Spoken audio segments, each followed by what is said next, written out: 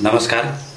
समर्पण मिडिया धनगढीको नौलो प्रयास अथवा फरक प्रयास युट्युब भिडियो च्यानल क्लासमा तपाईलाई आज पनि स्वागत गर्न चाहन्छौँ।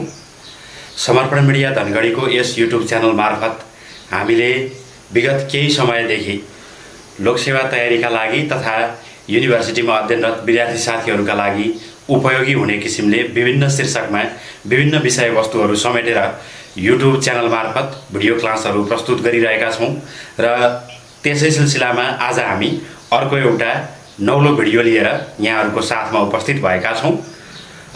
आउनुस् आजको कक्षातर्फ लागौँ।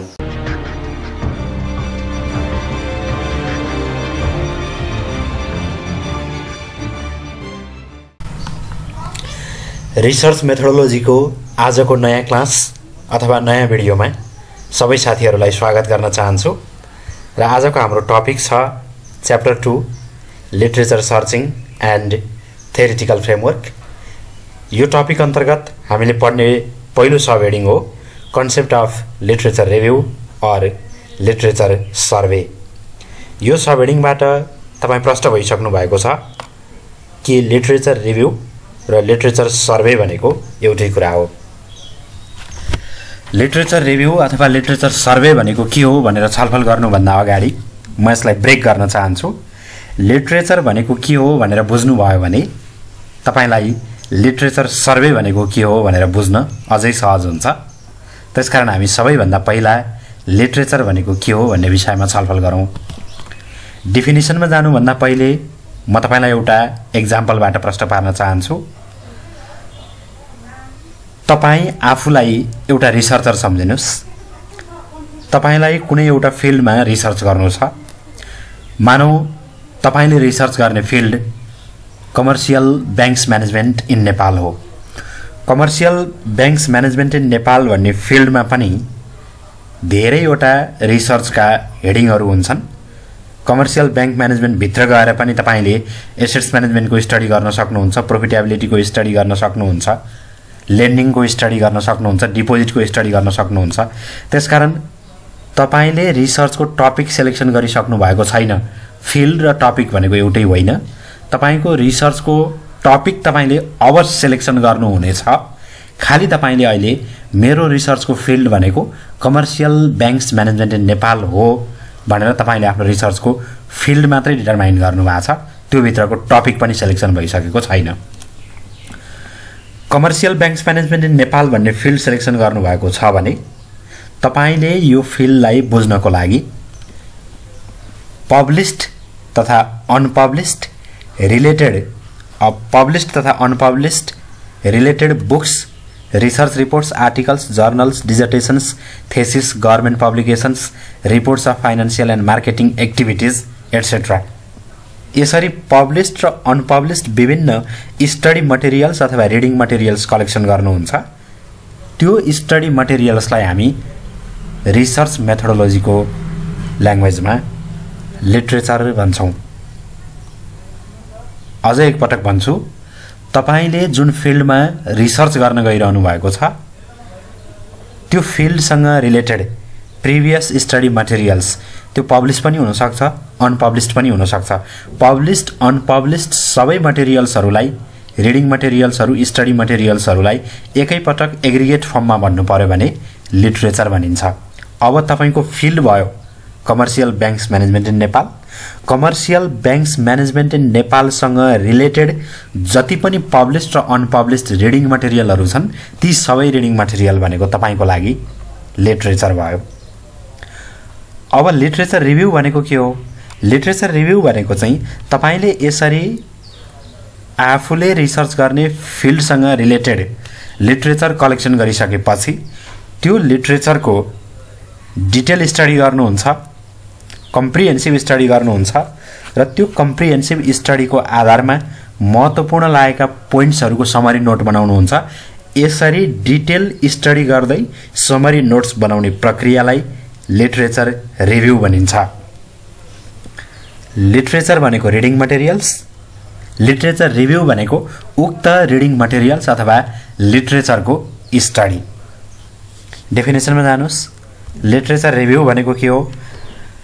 Literature review is going through previous studies, books and other reading materials related to current issue with the purpose of knowing the research issue in detail and find out appropriate methodology is known as literature review or literature survey. In literature review, the researchers make comprehensive study of available concerned documents and prepare summary notes of the study. र तपाईलाई सजिलोका लागि literature भन्नाले previous study materials यति मात्रै सम्झिनु भयो भने further definition तपाईले आफ्नै वर्डमा एक्सप्रेस गर्न पनि सक्नुहुन्छ, लेख्न पनि सक्नुहुन्छ। लिटरेचर भनेको प्रिभियस स्टडी मटेरियल्स हो। लिटरेचर रिभ्यू भनेको उक्त लिटरेचरको कम्प्रिहेन्सिभ स्टडी हो र यसरी कम्प्रिहेन्सिभ स्टडी गर्दै जाँदा तपाईले आफूलाई इम्पोर्टेन्ट लागेका पोइन्टहरुको समरी नोट्स पनि बनाउनुहुन्छ। र यसरी लिटरेचर भनेको के हो र लिटरेचर रिभ्यू भनेको के हो भन्ने विषयमा बुझिसकेपछि अब तपाईको मनमा एउटा जिज्ञासा हुन सक्छ। म एउटा रिसर्चर हुँ, commercial banks management in Nepal भन्ने फिल्डमा म रिसर्च गर्न जाँदै छु। त्योसँग रिलेटेड पब्लिश्ड र अनपब्लिश्ड रिडिङ मटेरियल्सहरु मैले कलेक्सन गरेको छु जसलाई लिटरेचर भनिन्छ। त्यो लिटरेचरको मैले डिटेल स्टडी गरेको छु, कम्प्रिहेन्सिभ स्टडी गरेको छु र त्यो स्टडीको आधारमा मैले समरी नोट्स पनि बनाएको छु। तपाईले यसरी इमेजिन गर्नु होला। र अब तपाईको मनमा जिज्ञासा के रहने भयो भन्दा मैले यी सबै मटेरियल्सहरु कलेक्सन किन गरिरहेछु र यी मटेरियल्सहरुको डिटेल इन डेप्थ र कम्प्रिहेन्सिभ स्टडी किन गरिरहेछु भन्ने विषयमा तपाई कन्फ्युज्ड हुनुहुन्छ भने अब बुझ्नुस्। तपाईले यो सबै काम किन गर्नु भएको हो भने तपाई जुन फिल्डमा रिसर्च गर्न गइरहनु भएको छ त्यो फिल्डको ब्याकग्राउन्ड तपाईलाई थाहा हुनुपर्छ, हिस्ट्री तपाईलाई थाहा हुनुपर्छ। तपाई भन्दा अगाडिका रिसर्चरहरूले त्यो फिल्डमा कुन टपिकमा के रिसर्च गरेका छन् र ती रिसर्चहरुको फाइन्डिङ के आएको छ, त्यो फाइन्डिङको आधारमा के थ्योरीहरु बिल्डअप भएका थिए, एक्जिस्टिङ थ्योरीहरु के छन्। रिसर्चर्सहरुले त्यो फिल्डमा रिसर्च गर्न चाहेर पनि रिसर्च गर्न नसकेको, समय नभएर रिसर्च गर्न नसकेको, रिसोर्स नभएर रिसर्च गर्न नसकेको अथवा इन्ट्रेस्ट नभएर रिसर्च गर्न नसकेको untouched area of study, commercial bank management भित्र पनि कसैले रिसर्च गर्न नसकेको एरिया, जस्तो कमर्शियल बैंक म्यानेजमेन्टमा एसेट्स म्यानेजमेन्टको स्टडी अगाडिका रिसर्चरहरूले गरेका छन्, लायबिलिटीज म्यानेजमेन्टको स्टडी गरेका छन्, पोर्टफोलियो म्यानेजमेन्टको स्टडी गरेका छन्, डिपोजिट एन्ड लेन्डिङ म्यानेजमेन्टको स्टडी गरेका छन्। तर स्ट्रेस टेस्टिङ के हो र कमर्शियल बैंकहरुमा स्ट्रेस टेस्टिङ कसरी गरिन्छ, किन गरिन्छ भन्ने विषयमा रिसर्च गरेको छैनन् भने त्यो तपाईको लागि के हो भन्दा अनटच्ड एरिया अफ स्टडी अथवा रिसर्च ग्याप भनिन्छ यसलाई रिसर्च मेथोडोलोजीको भाषामा। तपाईले अरूले टच नगरेको एरिया के हो त्यो कुरा थाहा पाउनु भयो भने तपाईको रिसर्च युनिक हुन्छ। यी सबै कुराहरु थाहा पाउनको लागि तपाईले लिटरेचर रिभ्यू गर्नु भएको हो।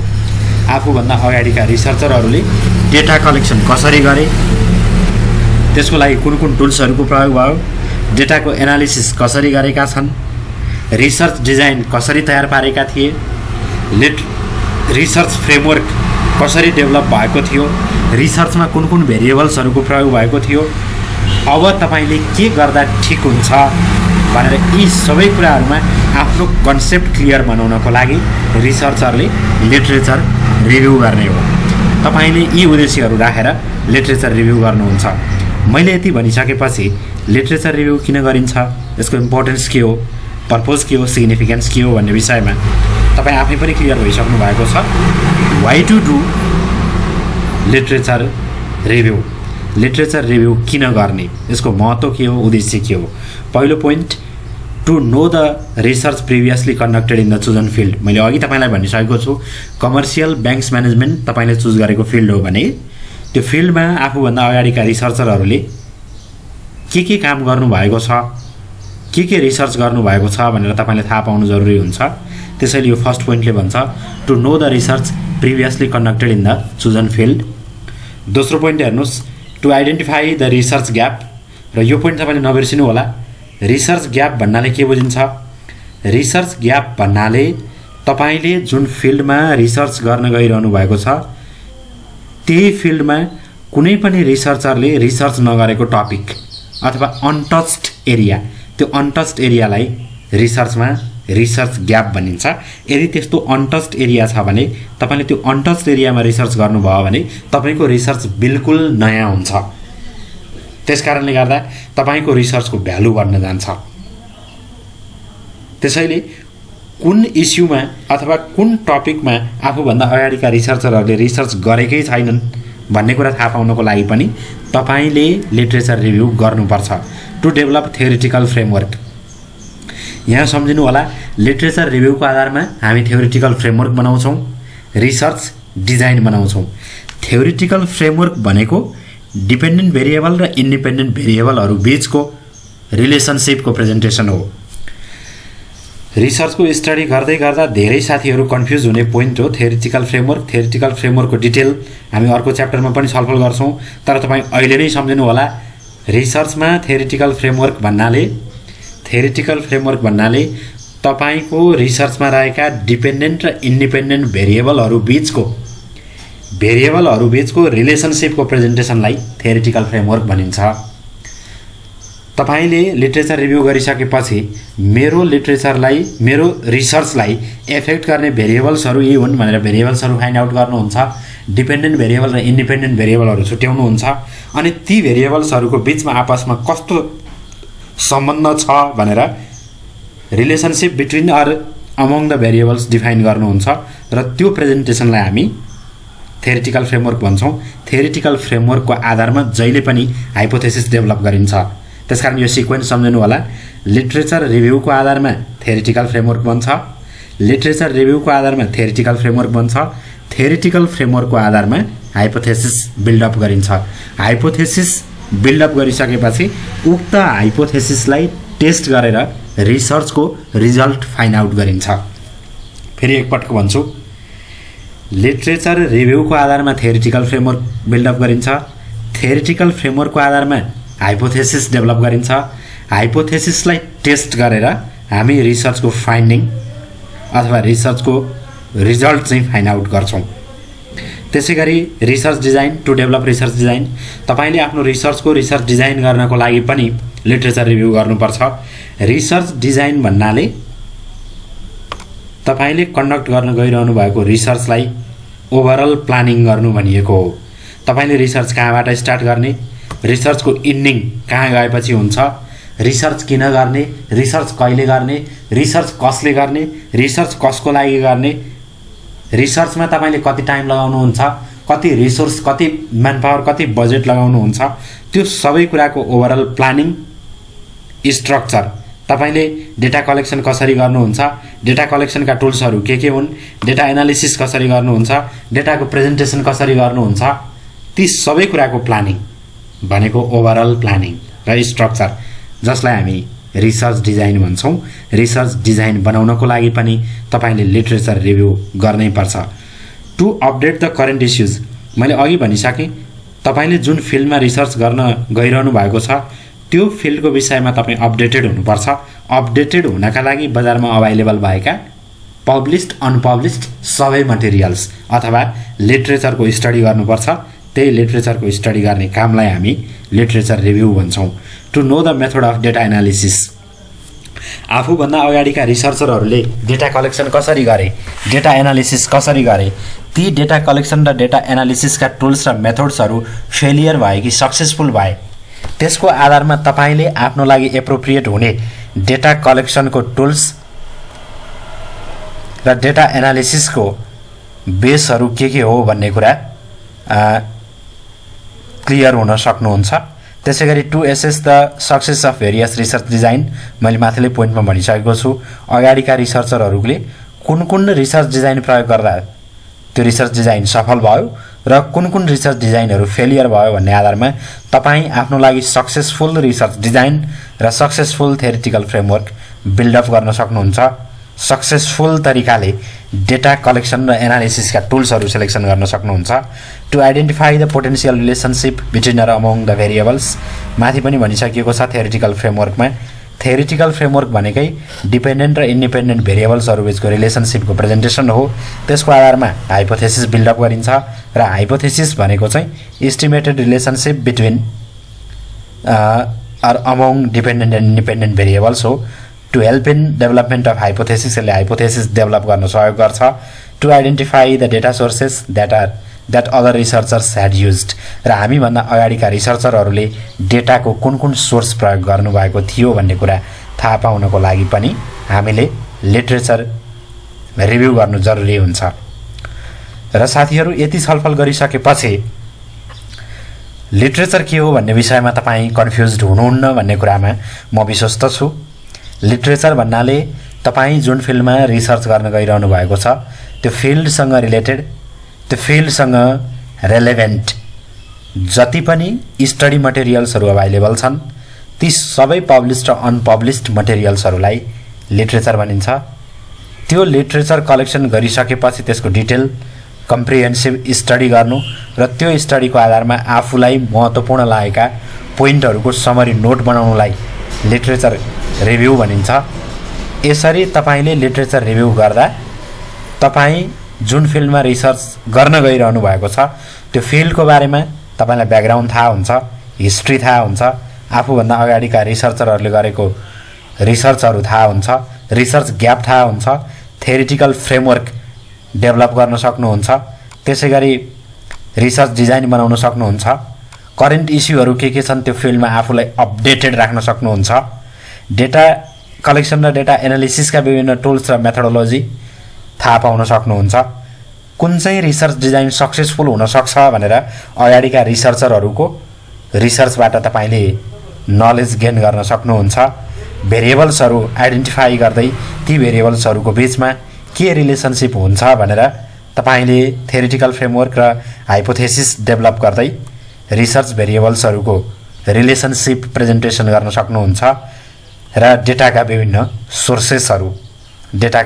सोर्सेसहरू थाहा पाउन सक्नुहुन्छ। यसका लागि तपाईले लिटरेचर रिभ्यू गर्नुपर्छ अथवा लिटरेचर सर्वे गर्नुपर्छ। यति छलफल गरिसकेपछि अर्को सब हेडिङमा हामी डिस्कसन गर्छौं लिटरेचर रिभ्यूको प्रकार के हुन्छ, kinds or types of literature, लिटरेचरको टाइप्स के हुन्छ भन्ने विषयमा हामी यहाँ छलफल गर्छौं।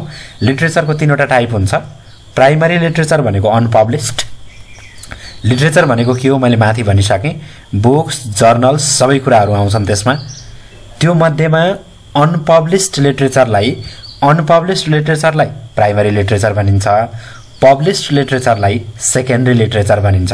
साथीहरू तपाईले बुझिसक्नु भएको छ, अनपब्लिस्ड मटेरियल्सलाई प्राइमरी लिटरेचर भनिन्छ भने पब्लिस्ड लिटरेचरलाई सेकेन्डरी लिटरेचर भनिन्छ।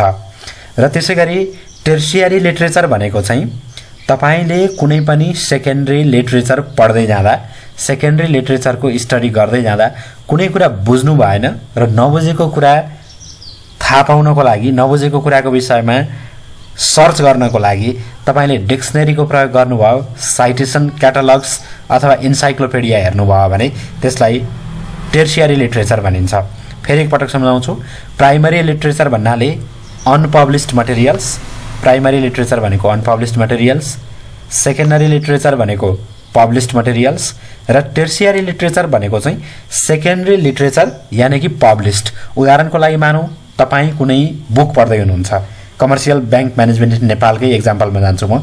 Commercial banks management in Nepal भन्ने फिल्डमा तपाईले सेकेन्डरी लिटरेचर अन्तर्गत कुनै एउटा पब्लिकेसनको पब्लिस्ड बुक पढिरहनु भएको छ। त्यो पब्लिस्ड बुक पढ्दै जाँदा एउटा कुनै डिफिकल्ट टर्मिनोलोजी आयो, जस्तो अघि माथि तपाईलाई मैले भनेकै एक्जाम्पल दिएँ, स्ट्रेस टेस्टिङ।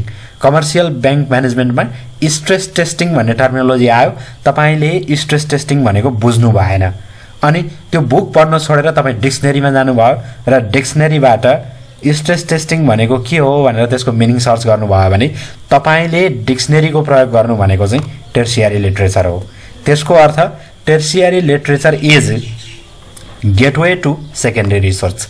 सेकेन्डरी रिसोर्स बुझ्नको लागि टर्सियरी लिटरेचरको प्रयोग गरिन्छ, अथवा सेकेन्डरी लिटरेचरको अध्ययन गर्दै जाँदा कन्फ्युजन भएपछि त्यो कन्फ्युजनलाई हटाउनको लागि तपाईले गेटवेको रूपमा डिक्सनरीको प्रयोग गर्नुहुन्छ, साइटेसनको प्रयोग गर्नुहुन्छ, इन्साइक्लोपिडियाको प्रयोग गर्नुहुन्छ भने यस्ता डेटाबेस, पोर्टल्स र इन्साइक्लोपिडिया अथवा डिक्सनरीहरूलाई चाहिँ टर्सियरी लिटरेचर भनिन्छ।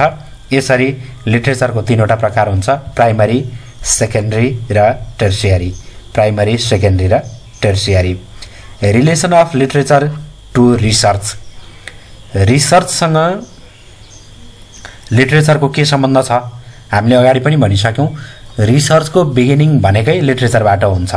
तपाईले आफ्नो इन्ट्रेस्टको फिल्ड सिलेक्सन गर्नुहुन्छ, त्यो फिल्डसँग रिलेटेड मटेरियल कलेक्सन गर्नुहुन्छ, त्यो मटेरियल्सलाई हामी लिटरेचर भन्छौँ। अनि त्यो लिटरेचरको रिभ्यू अथवा स्टडी गर्दै तपाईले रिसर्च अगाडि बढाउनुहुन्छ भन्ने बित्तिकै लिटरेचरको रिसर्चसँग जहिले पनि महत्त्वपूर्ण सम्बन्ध हुन्छ अथवा रिसर्चको फाउन्डेसन भनेकै लिटरेचर हो। लिटरेचरकै आधारमा तपाईले रिसर्च गर्नुहुन्छ। उक्त फिल्डको अथवा उक्त टपिकको कन्सेप्ट बुझ्नको लागि, तपाईले टपिक सिलेक्सन गर्नको लागि, अघि माथि तपाईलाई मैले भनेको थिएँ फिल्ड र टपिक भनेको फरक कुरा हो, कन्फ्युजन नहुनु होला। यसमा कन्फ्युजन नहोस्। Commercial banks management in Nepal भनेको फिल्ड हो। Commercial banks management in Nepal भित्र गएर पनि lending portfolio management of commercial banks भन्नुभयो भने कमर्सियल ब्याङ्क्सहरूले लोन कसरी दिन्छन्, अब तपाईँ कमर्सियल ब्याङ्क भित्रको पनि लोनमा जानुभयो, त्यो भनेको चाहिँ तपाईको टपिक हो। अथवा risk management practices of commercial banks in Nepal, commercial bank भन्ने फिल्ड थियो, त्यो कमर्सियल ब्याङ्क भन्ने फिल्ड भित्र पनि गएर तपाईले रिस्क म्यानेजमेन्टको बारेमा मात्रै स्टडी गर्नुभयो भने त्यो रिस्क म्यानेजमेन्ट भनेको तपाईको के हो? टपिक हो। त्यसकारण टपिक सिलेक्सन गर्नको लागि लिटरेचर रिभ्यू गर्नुपर्छ। भेरिएबल्स आइडेन्टिफाई गर्नको लागि माथि हामीले भनिसक्यौँ, कन्सेप्चुअल फ्रेमवर्क। तपाईले थ्योरिटिकल फ्रेमवर्क डेभलप गर्नुहुन्छ, त्यो थ्योरिटिकल फ्रेमवर्कको आधारमा हाइपोथेसिस बिल्डअप गर्नुहुन्छ।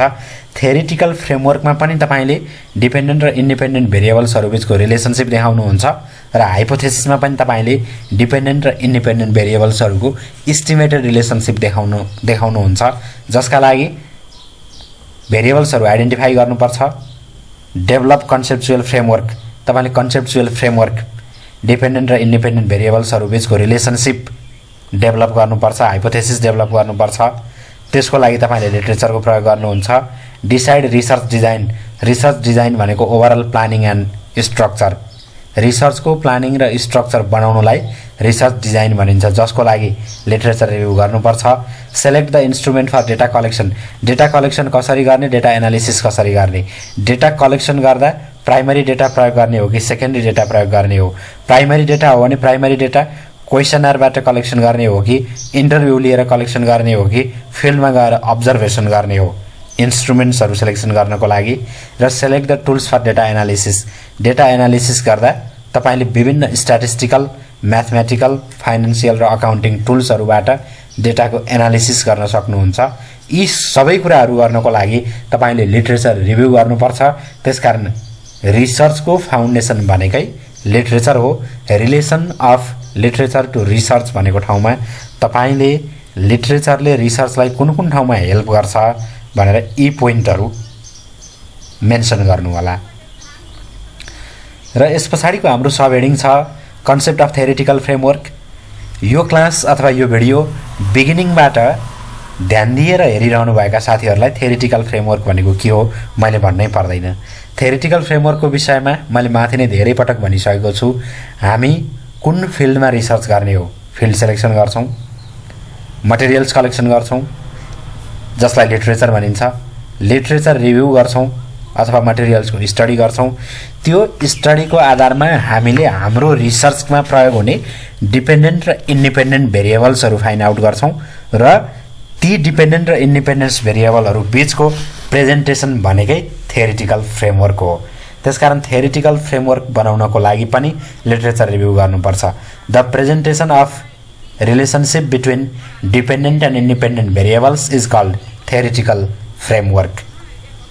In other words, theoretical framework is a conceptual model that shows the relationship among the several factors or variables that have been identified as important to the problem. It helps to develop hypothesis. र यो sequence कहिले पनि नबिर्सिनु होला। Literature रिभ्यूको आधारमा theoretical framework बनाइन्छ। Theoretical फ्रेमवर्कको आधारमा हाइपोथेसिस डेभलप गरिन्छ। फेरि फर्स्टबाट भन्छु, लिटरेचर रिभ्यूको आधारमा थ्योरिटिकल फ्रेमवर्क बनाइन्छ। थ्योरिटिकल फ्रेमवर्कको आधारमा हाइपोथेसिस डेभलप गरिन्छ। हाइपोथेसिस टेस्ट गरिन्छ र हाइपोथेसिस टेस्टिङको आधारमा हामी रिसर्चको रिजल्ट फाइन्डिङ गर्छौँ। यो सिक्वेन्स सम्झिनु होला। त्यसै गरी हाम्रो अर्को सब हेडिङ छ needs and importance of theoretical framework for research. तपाईले रिसर्च गर्दा थ्योरिटिकल फ्रेमवर्क किन बनाउनु आवश्यक हुन्छ अथवा यसको महत्त्व के हो? यसको महत्त्व, यसको इम्पोर्टेन्स अथवा निड्स मेन्सन गर्नको लागि तपाईलाई थ्योरिटिकल फ्रेमवर्क भनेकै के हो भन्ने कुरा थाहा हुनुपर्छ। जहिले पनि यो बुझ्नुस्, थ्योरिटिकल फ्रेमवर्क भन्ने बित्तिकै तपाईले जुन इस्युमा स्टडी गरिरहनु भएको छ त्यो इस्युलाई एफेक्ट गर्ने भेरिएबल्सहरू के हुन्, भेरिएबल्स आइडेन्टिफाई गर्ने। त्यो भेरिएबल्स मध्येमा पनि इन्डिपेन्डेन्ट भेरिएबल्स कुन हो, डिपेन्डेन्ट भेरिएबल कुन हो र इन्डिपेन्डेन्ट र डिपेन्डेन्ट भेरिएबल्सहरूको बीचमा कस्तो सम्बन्ध छ भन्ने कुरा थ्योरिटिकल फ्रेमवर्कले देखाउँछ। त्यसो भए यसको महत्त्व के त? Clarity in variables. तपाईको रिसर्चमा प्रयोग हुने भेरिएबल्सहरूको बीचमा क्लियर रिलेसनसिप देखाउनको लागि, क्लियरली भेरिएबल्सहरू डिफाइन गर्नको लागि। डेटा कलेक्सन, इन्डिपेन्डेन्ट र डिपेन्डेन्ट भेरिएबल्सहरू थाहा पाइसकेपछि ती भेरिएबल्सहरूलाई तपाईले मेजर गर्नुहुन्छ। त्यो मेजरमेन्टको आधारमा डेटा कलेक्सन हुन्छ। डेटालाई एनालिसिस गर्नको लागि, डिपेन्डेन्ट र इन्डिपेन्डेन्ट भेरिएबल्सहरूको रिलेसनसिप देखाउनको लागि। र एउटा कुरा कहिले पनि नबिर्सिनु होला, हामीले करेन्ट रिसर्च गर्ने भनेको प्रिभियस रिसर्च र प्रिभियस थ्योरीहरूको आधारमा गर्ने हो। प्रिभियस रिसर्च र प्रिभियस थ्योरीहरूलाई टेक्दै, ती कुराहरूको अध्ययन गर्दै त्यसको आधारमा हामी नयाँ थ्योरी बिल्डअप गर्छौँ अथवा एक्जिस्टिङ थ्योरीलाई इम्प्रुभ गर्नको लागि रिसर्च गर्छौँ। भन्ने बित्तिकै हाम्रो रिसर्च जहिले पनि एक्जिस्टिङ थ्योरीसँग कनेक्टेड हुन्छ, to connect our research with other theories. र लास्टमा अन्तिम पोइन्ट भनेको गाइड टु इन्टरप्रिटेसन। तपाईले रिसर्चको जुन रिजल्ट फाइन्ड आउट गर्नुहुन्छ, हाइपोथेसिस टेस्टिङ गर्दा जुन रिजल्ट आउँछ त्यो रिजल्टको इन्टरप्रिटेसन पनि थ्योरिटिकल फ्रेमवर्कको आधारमा गर्नुहुन्छ। यसरी थ्योरिटिकल फ्रेमवर्कको रिसर्चमा धेरै ठुलो महत्त्व हुन्छ र यसको आवश्यकता यी पोइन्टहरूले जस्टिफाई गर्छ भन्ने कुरा हामीले बुझ्न सक्छौँ। त्यसपछि अर्को हेडिङमा हामी छलफल गर्छौँ theory and research. Theory and research भनेको चाहिँ to sides of a coin भनेर बुझ्नु होला। तपाईले एउटा कोइन टस गर्दा हेड र टेल आउँथ्यो। अब रिसर्चको स्टुडेन्ट भइसकेपछि चाहिँ तपाईले के भन्नु पर्यो भन्दा, अब हामीले कोइन टस गर्दा थ्योरी र रिसर्च आउँछ, हेड र टेल आउँदैन। एउटा साइडमा थ्योरी आउँछ, अर्को साइडमा रिसर्च आउँछ। भनेपछि यी दुईटा सँगसँगै आउने भए। रिसर्च र थ्योरीको सम्बन्ध के, रिलेसनसिपको व्याख्या हामीले यो हेडिङमा गर्छौँ र यसमा म तपाईलाई यो डेफिनेसन अथवा यो सेन्टेन्स नपढिकिन एक्जाम्पलबाट तपाईलाई म प्रश्न पार्छु। तपाईँ कुनै नयाँ रिसर्च गर्न गइरहनु भएको छ भने सबभन्दा पहिला तपाईले त्यो रिसर्च हेडिङसँग सम्बन्धित मटेरियल्स अथवा बुक्सहरू अथवा रिडिङ मटेरियल्सहरू कलेक्सन गरेर पढ्नुपर्ने रहेछ। त्यसको अर्थ एक्जिस्टिङ थ्योरीहरूकै आधारमा नयाँ रिसर्च गरिन्छ। एक्जिस्टिङ थ्योरीहरूकै आधारमा नयाँ रिसर्च गरिन्छ भन्ने बित्तिकै हामीले गर्ने नयाँ रिसर्चको फाउन्डेसन अथवा नयाँ रिसर्चको बेस भनेकै थ्योरी हो। त्यसकारण existing theories provide foundation for current research. Research र थ्योरीको एउटा सम्बन्ध त्यो हुन्छ। एक्जिस्टिङ थ्योरीबाट नयाँ रिसर्च सुरु हुन्छ। फेरि हामीले जब नयाँ रिसर्च कम्प्लिट गर्छौँ, कम्प्लिट गरिसकेपछि हाम्रो रिसर्चको आधारमा हामी नयाँ थ्योरी बिल्डअप गर्छौँ भनेपछि again new research gives birth to a new theory.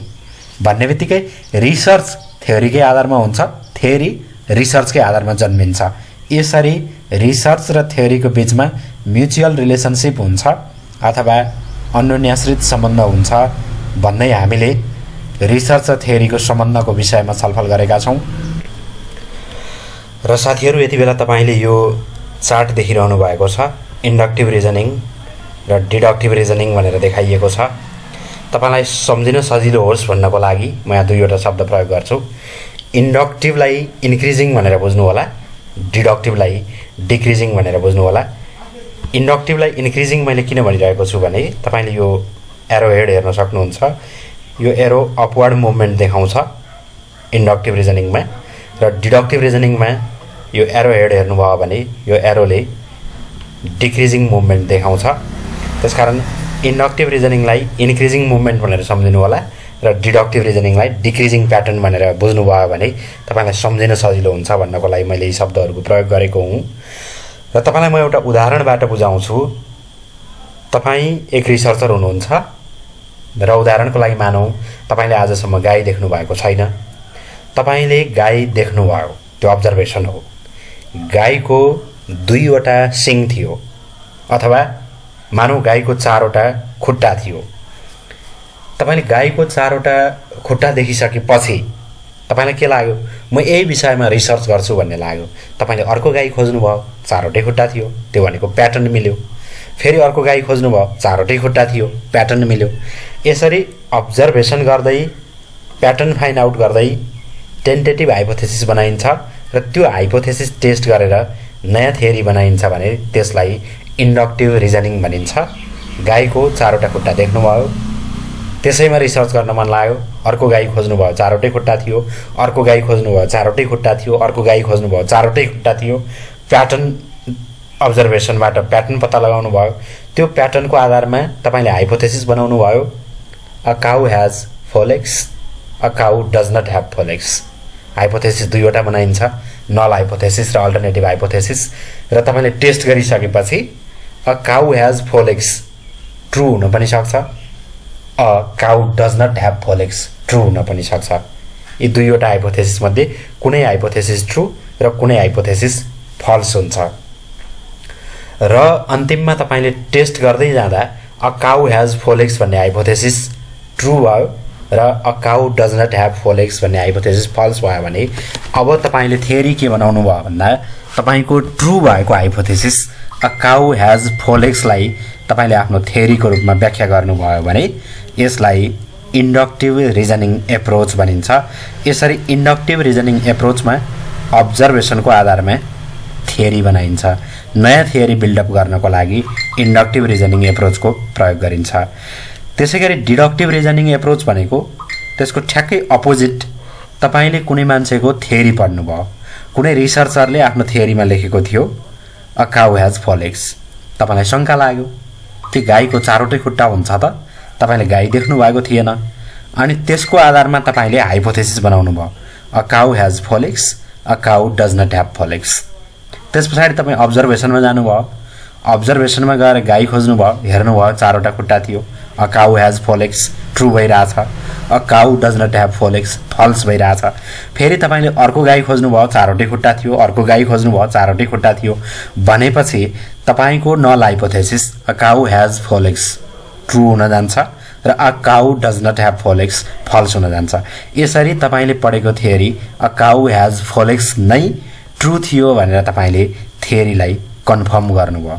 यसरी एक्जिस्टिङ थ्योरी करेक्ट छ वा इनकरेक्ट छ अथवा भ्यालिड हो वा इनभ्यालिड हो भनेर तपाईले रिसर्च गर्नुभयो भने डिडक्टिभ रिजनिङको प्रयोग हुन्छ र आफैले अब्जर्भेसन गरेर प्याटर्नबाट डेटा कलेक्सन गर्दै हाइपोथेसिस बिल्डअप गरेर नयाँ थ्योरी बनाउनु भयो भने त्यसको लागि इन्डक्टिभ रिजनिङ एप्रोच प्रयोग हुन्छ।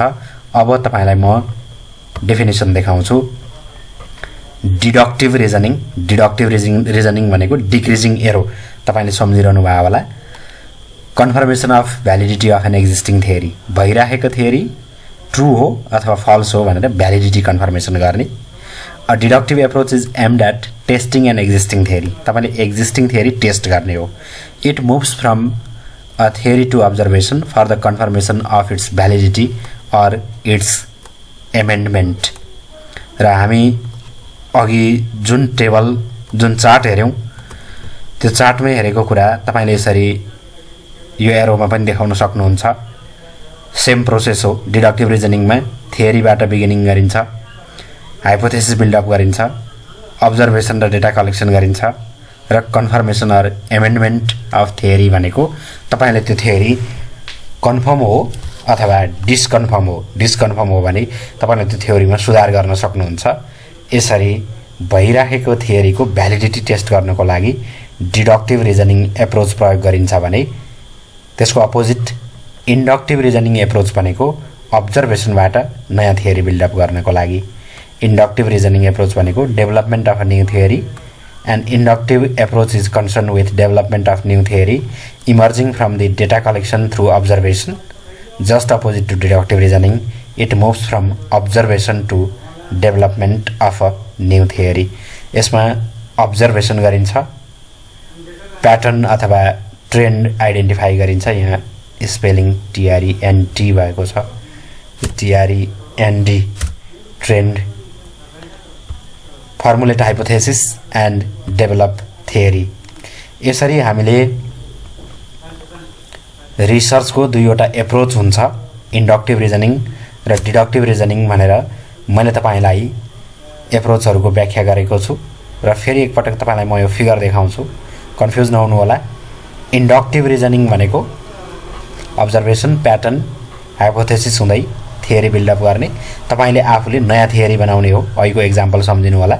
गाईको 4वटा खुट्टा देख्नुभयो, धेरैवटा गाई खोज्दै जानुभयो, प्याटर्न कन्फर्म गर्नुभयो, त्यो प्याटर्नको आधारमा हाइपोथेसिस बिल्डअप गर्नुभयो र अ काउ हेज 4 लेग्स भनेर तपाईले नयाँ थियोरी बिल्डअप गर्नुभयो भने inductive reasoning approach. Inductive reasoning approach प्रयोग गरेपछि जहिले पनि नयाँ थ्योरी बिल्डअप हुन्छ। र डिडक्टिभ रिजनिङ एप्रोच भनेको चाहिँ तपाईले अरू कसैको थियोरी पढ्नुभयो। अहिलेको एक्जाम्पल सम्झिनु होला। अ काउ हेज 4 लेग्स भनेर तपाईले अरू कसैको थियोरी पढ्नुभयो। त्यो थियोरी पढिसकेपछि तपाईलाई टेस्ट गर्न मन लाग्यो हो कि होइन भनेर हाइपोथेसिस बनाउनु भयो, अब्जर्भेसन गर्नुभयो। हरेक गाईका 4वटै खुट्टा थिए। तपाईले पढेको थियोरी करेक्ट छ भनेर तपाईले कन्फर्मेसन गरिदिनु भयो। द थियोरी इज करेक्ट भनेर कन्फर्म गर्नुभयो भने यसलाई डिडक्टिभ रिजनिङ भनिन्छ। यसरी रिसर्चको दुईवटा एप्रोचहरू हुन्छन् र टु बी कन्टिन्यू तपाईले देखिसक्नु भएको छ। आजको क्लास हामी यही समापन गर्छौं र अर्को भिडियोमा हामी यो च्याप्टर कम्प्लिट गर्नेछौं। अन्त्यमा म तपाईलाई हामीले यहाँबाट कुन सब हेडिङहरू छलफल गर्यौं भन्ने कुरा सम्झाउँछु। टाइप्स अफ लिटरेचर अथवा काइन्ड्स अफ लिटरेचरमा लिटरेचरको 3वटा टाइप हुन्छ भनेका छौं।